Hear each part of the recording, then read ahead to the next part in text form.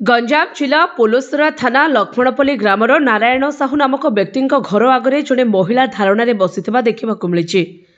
पत्नीर मान्यता दाबी ग्रामर भारती साहू नामक महिला धारणार बसी बेले समर्थन में समाजसेवी प्रमिला त्रिपाठी घर आगे बसी रही। नारायण पुओ करमचांद साहू भारती सहित दीर्घ 13 वर्ष धरी प्रेम संपर्क में रहा सहित विवाहर प्रतिश्रुति दे शारीरिक संपर्क रखी आसुथिबा अभियोग होईछि। हेले किछि दिन हेबो करमचांद अन्य एक झियो सहित विवाह करिथिबा खबर पाई न्याय दाबी आज भारती प्रेमिकर घर आगे धारणा बसिଛନ୍ତି। जो दिन पर्यंत न्याय न मिली धारणा जारी रहिबो बोली भारती कहिसेंति। तेबे खबर पाई पोलोसरा पुलिस घटनास्थल में पहुंची बुझासुझा करुछि।